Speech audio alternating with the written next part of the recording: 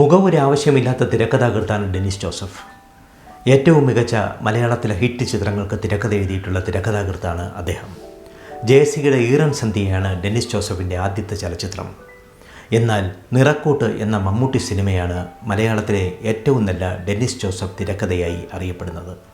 ഇന്ന് നാം ചർച്ച ചെയ്യുന്നത് ഡെന്നിസ് ജോസഫിൻ്റെ നിറക്കൂട്ട് എന്ന സിനിമയുടെ തിരക്കഥയുടെ കഥയാണ്. എല്ലാ പ്രേക്ഷകർക്കും തിരക്കഥയുടെ രീതിശാസ്ത്രത്തിലേക്ക് സസ്നേഹം സാദരം സ്വാഗതം.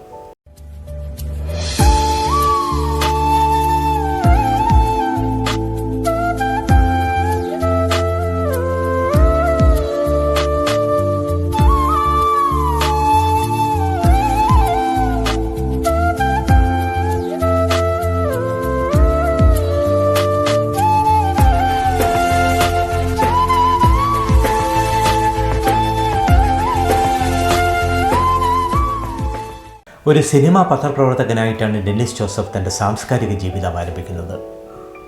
സിനിമയിലും പത്രപ്രവർത്തനത്തിനുമൊന്നും മുൻപരിചയമില്ലെങ്കിലും സിനിമയോട് അദ്ദേഹത്തിന് വല്ലാത്തൊരു പ്രണയം തന്നെ ഉണ്ടായിരുന്നു.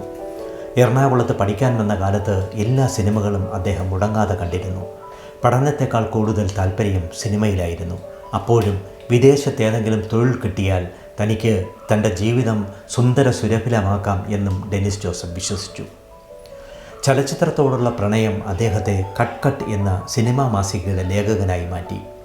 എറണാകുളത്തായിരുന്നു കട്ട് മാസികയുടെ ഓഫീസ്. കട്ട് മാസികയിൽ പ്രവർത്തിക്കുന്നതിനിടയിൽ ചില ചലച്ചിത്രകാരന്മാരുമായി അടുത്ത് പരിചയപ്പെടാൻ സാധിച്ചു. അവരെയെല്ലാം ഇൻ്റർവ്യൂ ചെയ്യാൻ പോവുകയും അവരുമായി ഒരു സ്നേഹബന്ധം ഉണ്ടാക്കുകയും ചെയ്തു. അങ്ങനെ ചലച്ചിത്ര മേഖലയിലേക്കുള്ള തൻ്റെ കുതിപ്പിന് ഒരവസരം കാത്തിരിക്കുമ്പോൾ നിർഭാഗ്യവശാൽ കട്ട് എന്ന മാസിക നിന്നുപോയി. പിന്നീട് അദ്ദേഹം ഒരു സെക്കൻഡ് ഹാൻഡ് പ്രിൻറ്റിംഗ് പ്രസ് വിലയ്ക്ക് വാങ്ങി അത് നടത്താൻ തുടങ്ങി. ഗായത്രി അശോകൻ ഉൾപ്പെടെയുള്ള അമ്പിളി ഉൾപ്പെടെയുള്ള ചില അടുത്ത സുഹൃത്തുക്കളും ഡെന്നിസ് ജോസഫിനെ സഹായിക്കാനുണ്ടായിരുന്നു. ഒരു ദിവസം ഒരു പുലർച്ചെ പ്രസ്സിൽ അങ്ങനെ വിഷമിച്ചിരിക്കുമ്പോൾ ഒരാൾ ആ പ്രസ്സിലേക്ക് അവിചാരിതമായി കടന്നു വന്നു. മലയാളത്തിലെ പ്രശസ്തനായ ചലച്ചിത്ര നിർമ്മാതാവ് ജൂബിലി ജോയ് തോമസിനെ കണ്ട ഉടനെ ഡെന്നിസ് ജോസഫ് ചാടി എഴുന്നേറ്റു. എന്താ സംഭവം എന്ന് അദ്ദേഹം ആശ്ചര്യപ്പെട്ടു. കോട്ടയത്ത് ജൂബിലി ജോയ് തോമസിൻ്റെ വീട്ടിനടുത്താണ് ഡെന്നിസ് ജോസഫിൻ്റെ വീട്, ഏറ്റുമാനൂര്. ജൂബിലി ജോയ് തോമസിൻ്റെ സഹോദരിമാർ ഡെന്നിസ് ജോസഫിന് വളരെ അടുത്ത് പരിചയമുള്ളവരും ആയിരുന്നു. ആദ്യത്തെ ചോദ്യം തന്നെ ഡെന്നിസ് ജോസഫിനെ അത്ഭുതപ്പെടുത്തി. നീ സിനിമയ്ക്ക് തിരക്കഥയും കഥയുമൊക്കെ എഴുതുമല്ലേ? എങ്കിൽ അതെന്നോടല്ലേ ആദ്യം പറയേണ്ടത്? ഡെന്നിസ് ജോസഫിനോട് അദ്ദേഹം അല്പം കയർത്താണ് സംസാരിച്ചത്. ആ സംസാരം അങ്ങനെ മുറിയുമ്പോൾ എന്ത് മറുപടി പറയണം എന്നറിയാതെ ഡെന്നിസ് ജോസഫ് നിരാശയോടെ നിന്നു. താനൊരു ചലച്ചിത്ര കഥാകൃത്താണ് എന്നൊക്കെ സ്വയം പറയാൻ ഡെന്നിസ് ജോസഫിന് ഒരു മടി പോലെ. അതിന് പിന്നിൽ ഒരു രസകരമായ അതേസമയം വേദനാജനകമായ ഒരു കഥയുണ്ട്. രാജൻ ജോസഫ് എന്നു പേരുള്ള ഒരു ബന്ധുവുണ്ട് ഡെന്നിസ് ജോസഫിന്. ഏറ്റുമാനൂരുകാരനാണ്. അദ്ദേഹത്തിന് ഒരു പുതിയ ചലച്ചിത്രം എടുക്കണം. കൂടവിടെ എന്ന ചിത്രത്തിന് ശേഷമാണ് രാജൻ ജോസഫും പ്രേം പ്രകാശും ചേർന്ന് ഒരു സിനിമയെക്കുറിച്ച് ആലോചിക്കുന്നത്. ഈ ചിത്രം പത്മരാജനെ കൊണ്ടല്ലാതെ മറ്റേതെങ്കിലും കമ്മേഴ്ഷ്യൽ സംവിധായകനെ കൊണ്ട് സംവിധാനം ചെയ്യിപ്പിക്കണം എന്നായിരുന്നു ആശയം. ഒരു ദിവസം രാവിലെ സിനിമയോടും സിനിമാ തിരക്കഥയോടും സിനിമാ പത്രപ്രവർത്തനത്തോടുമുള്ള ഡെന്നിസ് ജോസഫിൻ്റെ താല്പര്യം കണ്ടിട്ട് രാജൻ ജോസഫ് ഡെന്നിസിനോട് പറഞ്ഞു, എടോ, നീ എനിക്ക് വേണ്ടി ഒരു സിനിമാ കഥ തപ്പിയെടുക്ക് എന്ന്. അക്കാലത്ത് ഡെന്നിസ് ജോസഫ് സിനിമാ തിയേറ്ററിൽ പോയി കണ്ട ഒരു ഇംഗ്ലീഷ് സിനിമയാണ് ഐ ഓഫ് ദ നീഡിൽ. ഈ സിനിമയുടെ കഥ ഡെന്നിസ് ജോസഫ് രാജൻ ജോസഫിനോട് പറഞ്ഞു. അദ്ദേഹത്തിന് കഥ ഇഷ്ടമായി. എങ്കിൽ ആരെ കൊണ്ട് സംവിധാനം ചെയ്യിപ്പിക്കണം എന്നായി. KS സേതുമാധവൻ ഈ ചിത്രം സംവിധാനം ചെയ്താൽ നന്നായിരിക്കുമെന്ന് ഡെന്നിസ് ജോസഫ് പറഞ്ഞു. MD വാസുദേവൻ നായർ ഈ ചിത്രത്തിൻ്റെ തിരക്കഥ എഴുതിയാൽ നല്ലതായിരിക്കുമെന്നും അദ്ദേഹം കൂട്ടിച്ചേർത്തു. പക്ഷേ ഒരു ഇംഗ്ലീഷ് സിനിമയുടെ കഥ അടിച്ചുമാറ്റി MD വാസുദേവൻ നായരെ കൊണ്ട് തിരക്കഥ എഴുതിപ്പിക്കുക എന്ന കാര്യമൊന്നും നടക്കില്ലെന്ന് രാജൻ ജോസഫ് തീർത്തു പറഞ്ഞു. KS സേതുമാധവൻ്റെ കാര്യം നമുക്ക് ആലോചിക്കാം. അതിനു മുമ്പ് രാജൻ ജോസഫ് അദ്ദേഹത്തിന് ഏറ്റവും വിശ്വസ്തനായ ഒരു സിനിമാ ജ്യോതിഷിയുടെ അടുത്തേക്ക് ഡെന്നിസ് ജോസഫിനെ കൊണ്ടുപോവുകയാണ്. അദ്ദേഹത്തിൻ്റെ പേര് കോരസാർ എന്നാണ്. എറണാകുളത്തെ ഷിപ്പ്യാർഡിൽ ജോലിയാണ് കോരസാറിൻ്റെ അടുത്ത് രാജൻ ജോസഫും ഡെന്നിസ് ജോസഫും ചേർന്നെത്തുമ്പോൾ ചില സവിശേഷമായ മാർഗങ്ങളിലൂടെ ജ്യോതിഷ പ്രവചനം നടത്തുന്നയാളാണ് കോരസാർ. അദ്ദേഹം പലതരത്തിൽ നോക്കിയിട്ട് സേതുമാധവൻ്റെ പേര് ഫിക്സ് ചെയ്തു. സേതുമാധവൻ കൊള്ളാം എന്ന് പറഞ്ഞു. സേതുമാധവൻ കഴിഞ്ഞാൽ പിന്നെ ആരാണ് ചിത്രത്തിന് തിരക്കഥ എഴുതുക? MT വാസുദേവൻ നായരുടെ കാര്യം നേരത്തെ തന്നെ ഇവർ ഉപേക്ഷിച്ച് കഴിഞ്ഞിരുന്നു. കോരസാർ പലതരം അദ്ദേഹത്തിൻ്റെതായ ചില സവിശേഷമായ മാർഗങ്ങളിലൂടെ ജ്യോതിഷ പ്രവചനം നടത്തിയ ശേഷം ഈ ചിത്രത്തിൻ്റെ തിരക്കഥ ഡെന്നിസ് ജോസഫ് തന്നെ എഴുതിയാൽ മതിയെന്ന് പറഞ്ഞു. ഡെന്നിസ് ജോസഫിനാകട്ടെ തിരക്കഥ പോയിട്ടൊരു കഥ എഴുതി പോലും പരിചയമില്ല. കുറച്ച് സിനിമാ ലേഖനങ്ങളും സിനിമാ പത്രപ്രവർത്തനവും നടത്തി എന്നത് മാത്രമാണ് അദ്ദേഹത്തിൻ്റെ നേട്ടം. തിരക്കഥ ഞാൻ എഴുതാനോ എന്ന് ഡെന്നിസ് ജോസഫ് അത്ഭുതത്തോടുകൂടി കോരസാറിനോട് ചോദിച്ചു. താൻ എഴുതിയാൽ മതി, യാതൊന്നും സംഭവിക്കുകയില്ല എന്ന് കോരസാർ അദ്ദേഹത്തിന് ഉറപ്പ് കൊടുത്തു. കോരസാറിനെ രാജൻ ജോസഫിന് ഭയങ്കര വിശ്വാസമാണ്. എന്നിട്ട് കോരസാർ രാജൻ ജോസഫിനോട് ഇത്രയും കൂടി പറഞ്ഞു, ഇയാൾ ഈ തിരക്കഥ എഴുതട്ടെ, സിനിമ മോശമാവില്ല, ഇയാൾക്ക് സിനിമയിൽ വലിയൊരു ഭാവിയുണ്ട് എന്നും പറഞ്ഞു. രാജൻ ജോസഫ് പിന്നീടൊന്നും ആലോചിക്കാൻ നിന്നില്ല. KS സേതുമാധവനെ കാണാൻ തീരുമാനിച്ചു. ഡെന്നിസ് ജോസഫിൻ്റെ തിരക്കഥാകൃത്തായും ഫിക്സ് ചെയ്തു. KS സേതുമാധവൻ അക്കാലത്ത് ആലുവയിൽ അദ്ദേഹത്തിൻ്റെ ഒരു ചിത്രത്തിൻ്റെ ഷൂട്ടിംഗ് നടക്കുകയായിരുന്നു. രാജൻ ജോസഫും ഡെന്നിസ് ജോസഫും KS സേതുമാധവനെ കണ്ടു. സംസാരത്തിനിടയിൽ അദ്ദേഹം തിരക്കഥയെക്കുറിച്ചും കാര്യങ്ങളെല്ലാം സംസാരിച്ചെങ്കിലും സേതുമാധവന് അക്കാലത്ത് ഭയങ്കര തിരക്കുള്ള ഒരു സമയമായിരുന്നു. സെൻട്രൽ പിക്ചേഴ്സുമായിട്ടായിരുന്നു രാജൻ ജോസഫിൻ്റെ കരാർ. മമ്മൂട്ടിയുടെ ഡേറ്റുമുണ്ട്. സേതുമാധവൻ തനിക്ക് തൽക്കാലം സമയമില്ല എന്ന് പറഞ്ഞപ്പോൾ മമ്മൂട്ടിയുടെ ഡേറ്റും സെൻട്രൽ പിക്ചേഴ്സിൻ്റെയും കരാറും മുമ്പിലുള്ളതുകൊണ്ട് രാജൻ ജോസഫ് സേതുമാധവനെ ഉപേക്ഷിച്ച് വീണ്ടും കോരസാറിൻ്റെ അടുത്തെത്തി. അപ്പോഴും ഡെന്നിസ് ജോസഫ് കൂടെയുണ്ട്. കോരസാർ തൻ്റെ കാർഡുകൾ കൊണ്ട് വീണ്ടും ജ്യോതിഷ പ്രവചനം നടത്തുകയാണ്. സേതുമാധവൻ അല്ലെങ്കിൽ പിന്നെ ആര്? PG വിശ്വംഭരം മുതൽ IV ശശി വരെയുള്ള പല സംവിധായകന്മാരുടെയും പേരുകൾ മുന്നിലേക്ക് കടന്നു വന്നു. അവരെ ആരെയും കോരസാറിന് പിടിച്ചില്ല. അവസാനം JC എന്ന സംവിധായകൻ്റെ പേരിൽ വന്നു നിന്നു കോരസാറിൻ്റെ പ്രവചനം. JC എന്ന് കേട്ടപ്പോൾ തന്നെ ഡെന്നിസ് ജോസഫിനൊരു ഉൾക്കടലമുണ്ടായി. അതിനൊരു ചെറിയ സംഭവമുണ്ട്. അദ്ദേഹം കട്ട് മാസികയിൽ ജോലി ചെയ്യുന്ന കാലത്ത് ഒരിക്കൽ JC ഇൻ്റർവ്യൂ ചെയ്തു. JC പറയാത്ത ചില കാര്യങ്ങൾ അദ്ദേഹം ഇൻ്റർവ്യൂവിൽ ഉൾപ്പെടുത്തി. അത് വലിയ കോലാഹലമുണ്ടാക്കി. താൻ പറയാത്ത കാര്യങ്ങളാണ് ലേഖകൻ കട്ട് മാസികയിൽ എഴുതിയതെന്ന് JC തുറന്നു പറഞ്ഞു. ഈ വിവാദമെല്ലാം മനസ്സിൽ വെച്ചുകൊണ്ട് JCയെ നമുക്ക് വേണ്ട എന്ന് ഡെന്നിസ് ജോസഫ് പറഞ്ഞെങ്കിലും അദ്ദേഹം കോരസാർ തയ്യാറായില്ല. JC മതി എന്ന് കോരസാർ തീരുമാനിച്ചു. വിശ്വാസിയായ രാജൻ ജോസഫിന് JC എന്ന പേര് അവഗണിക്കാൻ കഴിയുമായിരുന്നില്ല. കാരണം അദ്ദേഹത്തിന് അത്രമാത്രം ബഹുമാനവും വിശ്വാസവുമായിരുന്നു കോരസാറിനെ.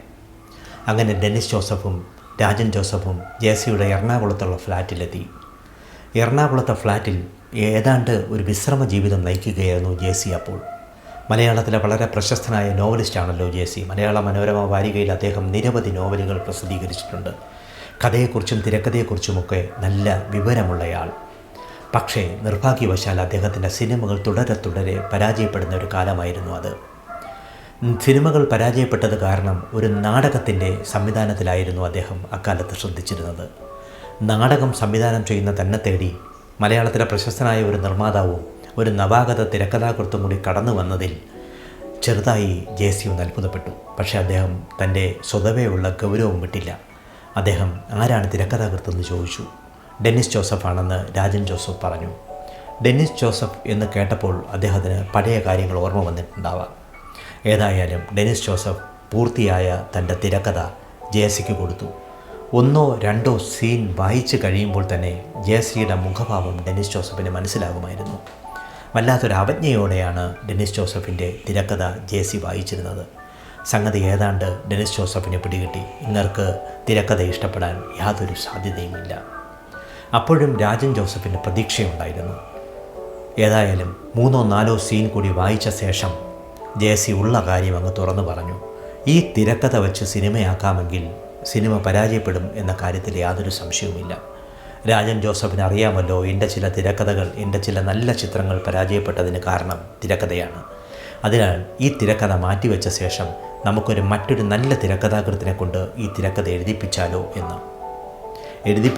എന്നല്ല അദ്ദേഹം ചോദിച്ചത്, എഴുതിപ്പിക്കണം എന്ന തരത്തിലാണ് അദ്ദേഹം സംസാരിച്ചത്. ഡെന്നിസ് ജോസഫിൻ്റെ 3/4 ഭാഗം ജീവിതവും 3/4 ഭാഗം ജീവനും ഇല്ലാതായി. എന്തു ചെയ്യും എന്നൊരവസ്ഥ. ഈറൻ സന്ധ്യ എന്ന തൻ്റെ ആദ്യ തിരക്കഥ ചരമമടയും എന്ന കാര്യത്തിൽ ഡെന്നിസ് ജോസഫിന് ഏതാണ്ട് ഉറപ്പായി. ആരെക്കൊണ്ട് എഴുതിക്കണം എന്നായി രാജൻ്റെ ചോദ്യം. ജോൺ പോളിനെ കിട്ടിയാൽ നന്നായിരിക്കും എന്ന് പറഞ്ഞു. ജോൺ പോൾ ഡെന്നിസ് ജോസഫിൻ്റെ അടുത്ത സുഹൃത്താണ്, എറണാകുളത്തെ അടുത്ത സൗഹൃദങ്ങളിൽപ്പെട്ട ഒരാൾ. എങ്കിൽ ഡെന്നിസ് ജോസഫിനെ കൊണ്ട് തന്നെ ജോൺ പോളിനെ വിളിപ്പിക്കാം എന്ന് തീരുമാനിച്ചു. അതിനു മുമ്പ് രാജൻ ജോസഫ് ജോൺ പോളിനെ വിളിച്ചു. ജോണിനെ അങ്കിൾ എന്നാണ് രാജൻ ജോസഫും ഡെന്നിസ് ജോസഫും ഒക്കെ അക്കാലത്ത് വിളിച്ചിരുന്നത്. ജോൺ പോൾ ഉള്ള കാര്യം തുറന്നു തന്നെ പറഞ്ഞു. ഇങ്ങനെ ഡെന്നിസ് ജോസഫ് എഴുതിയ ഒരു തിരക്കഥ താൻ മാറ്റി എഴുതിയാൽ ഡെന്നിസ് ജോസഫിന് വലിയ വിഷമമാകാനാണ് സാധ്യത, തന്നെ ഒഴിവാക്കി തരണമെന്ന്. രാജൻ ഡെന്നിസ് ജോസഫിനോട് വിവരം പറഞ്ഞു. ഡെന്നിസ് തന്നെ ജോൺ പോളിനോട് സംസാരിക്കണം എന്ന് പറഞ്ഞു. ഇല്ലെങ്കിൽ ഈ സിനിമ നടക്കുകയില്ല. സെൻട്രൽ പിക്ചേഴ്സിൻ്റെ കരാറുണ്ട്, മമ്മൂട്ടിയുടെ ഡയറക്റ്റുണ്ട്. വല്ലാത്തൊരു പ്രതിസന്ധിയിൽ ഈ സിനിമ നിർത്തേണ്ടി വന്നാൽ തനിക്കൊരു പക്ഷേ സിനിമാ നിർമ്മാതാവ് എന്നുള്ള ഒരു ലൈസൻസ് പോലും നഷ്ടപ്പെടും എന്ന് രാജൻ ജോസഫ് തുറന്നു പറഞ്ഞു. തൻ്റെ അടുത്ത ബന്ധുവായ രാജൻ ജോസഫിനെ സഹായിക്കുന്നതിന് വേണ്ടി അദ്ദേഹം, അതായത് ഡെന്നിസ് ജോസഫ്, ജോൺ പോളിനെ ഫോണിൽ വിളിച്ച്, മദ്രാസിലുണ്ടായിരുന്ന ജോൺ പോളിനെ ഫോണിൽ വിളിച്ച് സംസാരിച്ചു. ബാലു മഹേന്ദ്രയുടെ യാത്ര എന്ന ചിത്രത്തിൻ്റെ ലൊക്കേഷനിലായിരുന്നു അക്കാലത്ത് ജോൺ പോൾ ഉണ്ടായിരുന്നത്. ജോൺ പോൾ വളരെ വിഷമത്തോടു കൂടിയാണെങ്കിലും തിരക്കഥ മാറ്റി എഴുതാം എന്ന് സമ്മതിച്ചു. അങ്ങനെ അദ്ദേഹം എറണാകുളത്തെ BTH ഹോട്ടലിലേക്ക് വരികയാണ്. BTH ഹോട്ടലിലിരുന്ന് സിനിമയുടെ തിരക്കഥ, ഈറൻ സന്ധ്യയുടെ തിരക്കഥ മാറ്റി എഴുതി. തിരക്കഥയിൽ കാതലായ മാറ്റങ്ങളൊന്നും വരുത്തിയില്ലെങ്കിലും സംഭാഷണങ്ങൾ ഏതാണ്ട് പൂർണ്ണമായി മാറ്റി എഴുതിയെന്ന് തന്നെ പറയാം. രാജൻ ജോസഫ് ഇവർക്കൊപ്പം ഉണ്ടായിരുന്നെങ്കിലും ഡെന്നിസ് ജോസഫിന് 1-2 ദിവസം കഴിഞ്ഞപ്പോൾ വല്ലാത്തൊരു വിഷമം അനുഭവപ്പെട്ടു. തനിക്കിവിടെ യാതൊന്നും ചെയ്യാനില്ല.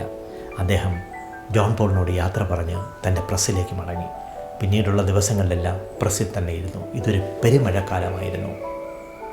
ഈറൻ സന്ധ്യ എന്ന സിനിമയുടെ തിരക്കഥയും സംഭാഷണവും എല്ലാം പൂർത്തിയായി സിനിമ പുറത്തിറങ്ങി. തരക്കേടില്ലാത്ത വിജയമായിരുന്നെങ്കിലും ഡെന്നിസ് ജോസഫ് എന്ന തിരക്കഥാകൃത്തിന് ഈ സിനിമയിൽ ഒരടയാളവും രേഖപ്പെടുത്താൻ കഴിഞ്ഞില്ല. തിരക്കഥ ഡെന്നിസ് ജോസഫ് എന്നും സംഭാഷണം ജോൺ പോൾ എന്നുമാണ് ക്രെഡിറ്റ് ലൈൻ വന്നത്. തനിക്ക് ഇങ്ങനെ ഒരു സിനിമയിൽ തിരക്കഥ എഴുതി അല്ലെങ്കിൽ കഥ എഴുതി എന്ന കാര്യം സുശക്തമായി തലയെടുപ്പോടെ തുറന്നു പറയാനുള്ള ധൈര്യം പോലും ഡെന്നിസ് ജോസഫിന് ഉണ്ടായിരുന്നില്ല. പ്രസ്സിലെ കസേരയിൽ ഒരു കാലിച്ചായയും കുടിച്ചിരിക്കുന്ന ജോയ് തോമസിനോട് ഡെന്നിസ് ജോസഫ് തുറന്നു ചോദിച്ചു, എൻ്റെ ആദ്യത്തെ സിനിമ വല്ലാത്തൊരു ദുരനുഭവമായി. ഇനിയും ഒരു കഥയും തിരക്കഥയും ഒക്കെ നമുക്ക് പരീക്ഷിക്കേണ്ടതുണ്ടോ? പക്ഷേ അപ്പോഴും ഡെന്നിസ് ജോസഫിൻ്റെ മനസ്സ് പറയുമായിരുന്നു, ഇത് നിനക്കൊരു പുതിയ അവസരമാണ്, ഇത് മാക്സിമം പ്രയോജനപ്പെടുത്തുക എന്ന്. പക്ഷേ ജെ.സി സമ്മാനിച്ച ദുരനുഭവം കാരണം ഒരു തിരക്കഥാകൃത്താവുന്നതിൻ്റെ എല്ലാ ഫ്ലോയും ഡെന്നിസ് ജോസഫിൽ നിന്ന് നഷ്ടപ്പെട്ടു പോയിരുന്നു നിർഭാഗ്യവശാൽ. അപ്പോൾ ജോയ് തോമസ് പറഞ്ഞത് ഇതാണ്: മമ്മൂട്ടി നിന്നെക്കുറിച്ച് വളരെ നല്ല അഭിപ്രായം പറഞ്ഞു. ജോൺ പോളിനും ജെ.സിക്കും ഇല്ലാത്ത ചില ടച്ചസ് ഈറൻ സന്ധ്യയിലുണ്ടെന്ന് മമ്മൂട്ടി പറഞ്ഞു. മമ്മൂട്ടിയാണ് നിന്നെക്കൊണ്ട് തിരക്കഥ എഴുതിക്കാൻ എന്നോട് നിർദ്ദേശിച്ചത്, അതാണ് ഞാൻ വന്നതെന്ന്. ഏതായാലും ഡെന്നിസ് ജോസഫ് ഒരു കഥ ആലോചിച്ച് ആ കഥ തിരക്കഥയാക്കാം എന്ന് സമ്മതിച്ചു. തീരെ തെറ്റിദ്ധരിക്കപ്പെട്ട, ജീവിതത്തിൽ വല്ലാതെ തെറ്റിദ്ധരിക്കപ്പെട്ട ഒരാളുടെ കഥയായിരുന്നു അത്. ഭാര്യയെ കൊന്നു എന്ന സംശയത്തിൽ ജയിലിലാക്കപ്പെട്ട ഒരു തടവുകാരൻ്റെ കഥ. ആ കഥയിൽ സെൻറ്റിമെൻറ്റ്സ് ഇഷ്ടം പോലെ വർക്ക് ചെയ്യാനാവും. മികച്ച ഒരു തിരക്കഥയാക്കി തനിക്കിത് വളർത്താനാവുമെന്ന വിശ്വാസവും ഡെന്നിസ് ജോസഫിന് ഉണ്ടായിരുന്നു. ജൂബിലി ജോയ് തോമസിൻ്റെ അനുജൻ ജിമ്മി ഒരു ദിവസം രാവിലെ ഡെന്നിസ് ജോസഫിനെ വിളിച്ചു പറഞ്ഞു, താങ്കൾ തിരക്കഥയുമായി അടിയന്തരമായി തേക്കടി ആരണ്യ നിവാസിൽ ചെല്ലണം. അവിടെ ജോഷിയുണ്ട്. അദ്ദേഹം ഒന്നിങ്ങുമന്നെങ്കിൽ എന്ന ചിത്രത്തിൻ്റെ ചിത്രീകരണത്തിനിടയിലാണ്. അത്യാവശ്യമായി അദ്ദേഹത്തിന് പോയി തിരക്കഥ വായിച്ചു കൊടുക്കണം എന്ന്. ജോഷിയാണല്ലോ ചിത്രത്തിൻ്റെ സംവിധായകൻ. അതനുസരിച്ച് ജൂബിലി ജോയ് തോമസിൻ്റെ നിർദ്ദേശപ്രകാരം ഡെന്നിസ് ജോസഫ് തേക്കടിയിലെത്തി. ഒരു ദിവസമായി അന്ന് വൈകിട്ട് ജോഷിയെ കണ്ടു. ചിത്രത്തിൻ്റെ തിരക്കഥ അദ്ദേഹത്തിന് കൈമാറി. തിരക്കഥ കയ്യിൽ വച്ചിരിക്കൂ, പിറ്റേന്ന് വായിക്കാം എന്ന് പറഞ്ഞു. പിറ്റേന്ന് രാവിലെയും ഡെന്നിസ് ജോസഫ് ലൊക്കേഷനിൽ ചെന്നു. അന്നും അദ്ദേഹം സമയം കൊടുത്തില്ല. 3-ാമത്തെ ദിവസം ചെല്ലുമ്പോഴും പറഞ്ഞു, നാളെ തീർച്ചയായും വായിക്കാം, ഞാൻ നല്ല തിരക്കിലാണ് എന്ന് പറഞ്ഞു. അന്നും വായിച്ചില്ല. അങ്ങനെ 4-ാമത്തെ ദിവസമായി. 4-ാമത്തെ ദിവസം 5-ാമത്തെ ദിവസത്തിന് വഴിമാറി. അപ്പോൾ ഡെന്നിസ് ജോസഫിന് മനസ്സിലായി, ഈറൻ സന്ധ്യ എന്ന സിനിമയിലൂടെ പുലിവാലി പിടിച്ച തന്നെ ഒഴിവാക്കാനാണ് ജോഷി ശ്രമിക്കുന്നതെന്ന്. ഇതിനിടയിൽ പഴയ കോരസാർ ജോഷിയോടും പറഞ്ഞിരുന്നു, ഈ ചിത്രം നമ്മുടെ ഡെന്നിസ് ജോസഫ് എഴുതുന്നതാണ് നല്ലതെന്ന്. അങ്ങനെ ഒരു വിശ്വാസം ജോഷിയുടെ മനസ്സിൽ കിടപ്പുണ്ട്. എങ്കിലും ജെ.സി പറഞ്ഞ ചില കാര്യങ്ങളായിരുന്നു ജോഷിയെ അപ്പോൾ നയിച്ചിരുന്നത്. 5-ാമത്തെ ദിവസം ഡെന്നിസ് ജോസഫ് ഒരല്പം പരിഭവത്തോടു കൂടി ജോഷിയോട് പറഞ്ഞു, ഏതായാലും ഞാൻ തിരികെ എറണാകുളത്തേക്ക് പോവുകയാണ്. താങ്കൾക്ക് തിരക്ക് തീരുമ്പോൾ ഞാൻ ഈ തിരക്കഥ വായിക്കാം എന്ന്. അപ്പോൾ ജോഷിക്ക് എന്തോ സംശയമുണ്ടായി. പെട്ടെന്ന് കോരസാറിനെ അദ്ദേഹത്തിന് ഓർമ്മ വന്ന് കാണണം. അദ്ദേഹം നിർമ്മാതാവ് ചിത്രത്തിൻ്റെ ക്യാമറാമാനായ ആനന്ദക്കുട്ടനെ വിളിച്ചു പറഞ്ഞു, ഒരു വെയിറ്റ് ചെയ്യണം, ഞാൻ ഈ തിരക്കഥയൊന്ന് നോക്കിക്കോട്ടെ എന്ന്. അരമണിക്കൂർ കൊണ്ടൊരു തിരക്കഥ വായിക്കാൻ കഴിയുകയില്ല എന്ന് ഡെനിസ് ജോസഫിന് അറിയാം. ജോഷിക്ക് തിരക്കഥ വായിച്ചു കൊടുക്കേണ്ട കാര്യമില്ല, കാരണം ജോഷി തനിയെ തന്നെ തിരക്കഥ വായിച്ചോളും. അദ്ദേഹം അരമണിക്കൂർ കൊണ്ട് തന്നെ ഒഴിവാക്കും എന്ന കാര്യം ഡെനിസ് ജോസഫിന് മനസ്സിലായി. ജോഷി ചിത്രത്തിൻ്റെ തിരക്കഥ വായിച്ചു തുടങ്ങി. 1 സീനായി, 2 സീനായി, 3 സീനായി, 4 സീനായി. ഡെനിസ് ജോസഫ് ആകാംക്ഷാഭരിതനായി ജോഷിയുടെ മുഖത്തേക്ക് നോക്കിയിരിക്കുകയാണ്. ജോഷിയാണെങ്കിൽ വളരെ ഗൗരവത്തോടു കൂടി കട്ടിക്കണ്ണടയിലൂടെ അദ്ദേഹത്തിൻ്റെ ഡെനിസ് ജോസഫ് എഴുതിയ തിരക്കഥയിൽ തന്നെ ശ്രദ്ധയൂന്നിയിരിക്കുന്നു. 4 സീൻ കഴിഞ്ഞ ഉടനെ ജോഷി തൻ്റെ സംവിധാന സഹായിയെ വിളിച്ചിട്ട് പറഞ്ഞു, ആനന്ദക്കുട്ടനെ വിളിക്കാൻ. ആനന്ദക്കുട്ടൻ വന്നു. മമ്മൂട്ടിയും നദിയ മൊയ്തുമാണ് ആ ചിത്രത്തിൽ അഭിനയിക്കുന്നത്. അവർ ലൊക്കേഷനിലുണ്ട്. ഇന്ന് ഉച്ചവരെ ഷൂട്ടിംഗ് ഇല്ല, ഞാൻ ഈ തിരക്കഥയൊന്ന് വായിച്ചു തീർത്തോട്ടെ എന്ന് പറഞ്ഞു. ഡെനിസ് ജോസഫിന് ഒരുവിധം സമാധാനമായി. ഉച്ചയ്ക്കറിയാം തൻ്റെ ഭാവി എന്താണെന്ന്. ഉച്ചയായി. ജോഷി തിരക്കഥ പൂർണ്ണമായും വായിച്ചു തീർത്ത ശേഷം ഡെനിസ് ജോസഫിനോട് പറഞ്ഞു, മലയാളത്തിലെ ഏറ്റവും നല്ല തിരക്കഥയാണ് ഇതെന്ന് ഞാൻ പറയുന്നില്ല, പക്ഷേ ഞാൻ ചെയ്യാൻ പോകുന്ന ഏറ്റവും നല്ല തിരക്കഥയാണിത്. ഈ പ്രോജക്റ്റ് നമുക്ക് ചെയ്യാം എന്ന് അദ്ദേഹം ഉറപ്പ് കൊടുത്തു. മലയാളത്തിലെ ഏറ്റവും വലിയ സൂപ്പർ ഹിറ്റായിരുന്നു നിറക്കൂട്ട്. നിറക്കൂട്ടിൻ്റെ കഥയാണ് നമ്മളിപ്പോൾ കേട്ടുപോയത്. അതായത് മലയാളത്തിലെ ഏറ്റവും നല്ല തിരക്കഥ എന്ന് ജോഷി തന്നെ വിശേഷിപ്പിച്ചിട്ടുള്ള നിറക്കൂട്ട് ജോഷി തന്നെ ഒഴിവാക്കാൻ ശ്രമിച്ച സിനിമയാണെന്ന് പിൽക്കാലത്ത് ജോഷി തന്നെ തുറന്നു പറഞ്ഞിട്ടുമുണ്ട്. അന്ന് താൻ ഈ ചിത്രം ഒഴിവാക്കിയിരുന്നെങ്കിൽ താൻ വല്ലാത്തൊരു പ്രതിസന്ധിയിലാകുമായിരുന്നുവെന്നും ജോഷി പറഞ്ഞു. കാരണം ജോഷിക്ക് തന്നെ അറിയാം അദ്ദേഹത്തിൻ്റെ ഏറ്റവും മികച്ച സിനിമകളുടെ കൂട്ടത്തിൽ ഒന്നാമത് നിറക്കൂട്ടുണ്ടെന്ന്. അതിന് കാരണക്കാരനായത് ആരാണ്? സാക്ഷാൽ മമ്മൂട്ടി. മമ്മൂട്ടി ജൂബിലി ജോയ് തോമസിനോട് ഈ തിരക്കഥാകൃത്തിനെക്കുറിച്ച് പറഞ്ഞില്ലായിരുന്നെങ്കിൽ എന്ത് സംഭവിക്കുമായിരുന്നു? എറണാകുളത്തെ ഏതോ ഒരു പ്രസ്സിലിരുന്ന്, അല്ലെങ്കിൽ എറണാകുളത്ത് നിന്നും പ്രസ്സിലെ ജോലി ഉപേക്ഷിച്ച് പിന്നീട് അമേരിക്കയിലേക്ക് പറന്ന് ഡെനിസ് ജോസഫ് നമുക്കെല്ലാം അജ്ഞാതനായി ജീവിതം നയിക്കുമായിരുന്നു. മമ്മൂട്ടിക്ക് നമുക്ക് സ്തുതി പറയാം. അദ്ദേഹമാണ് ഈ നിറക്കൂട്ട് എന്ന സിനിമയുടെ ശില്പി. യാത്ര എന്ന ബാലു മഹേന്ദ്രയുടെ സിനിമയുമായാണ് ഇത് മത്സരിച്ചത്. കാരണം മമ്മൂട്ടി യാത്രയിലും മുട്ടയടിച്ചാണ് അഭിനയിച്ചത്, നിറക്കൂട്ടിലും മുട്ടയടിച്ചാണ് അഭിനയിച്ചത്. രണ്ടിലും ഏതാണ്ട് സമാനമായ കഥാപാത്രം. പക്ഷേ യാത്രയേക്കാൾ കൂടുതൽ നിറക്കൂട്ടിൻ്റെ തിരക്കഥയ്ക്കും സിനിമയ്ക്കുമായിരുന്നു ബലം. മമ്മൂട്ടിക്ക് ഏറ്റവും ഇഷ്ടപ്പെട്ട സിനിമകളിലൊന്നും നിറക്കൂട്ട് തന്നെയായിരുന്നു. നിറക്കൂട്ട് യാത്രയ്ക്ക് മുമ്പേ തിയേറ്ററിലെത്തി എന്ന രസകരമായ സംഭവമുണ്ട്. അതിന് പിന്നിൽ നിർമ്മാതാവായ ജോയ് തോമസിൻ്റെ കോൺഫിഡൻസ് മാത്രമാണ് ഉണ്ടായിരുന്നത്. അദ്ദേഹമാണ് സിനിമയുടെ റീലിംഗ് കൊണ്ട് മദ്രാസിൽ നിന്നും വിമാനത്തിൽ തിരുവനന്തപുരത്തെത്തി സെൻസറിങ് ടേബിളിലെത്തിച്ചത്. ഇതിനെക്കുറിച്ച് വിജയകാന്ത് ജൂബിലി ജോയ് തോമസിനോട് പറഞ്ഞ ഒരു അനുഭവവും പിൽക്കാലത്ത് വായിച്ചിട്ടുണ്ട്. വിജയകാന്ത് പറഞ്ഞത് ഇതാണ്: ഇങ്ങനെ ഒരു നിർമ്മാതാവിനെ ഞാനിതാ ആദ്യമായിട്ടാണ് കാണുന്നതെന്ന്. കാരണം സിനിമയുടെ റീലിംഗ് കൊണ്ട് പുലർച്ചെയുള്ള വിമാനത്തിൽ ഓരോ സീന് തീരുമ്പോഴും തിരുവനന്തപുരത്ത് കൊണ്ടുവന്ന് സെൻസർ ടേബിളിലേക്ക്, എഡിറ്റിംഗ് ടേബിളിലേക്ക് എത്തിക്കുക, പിന്നീട് സെൻസറിങ്ങിലേക്ക് എത്തിക്കുക.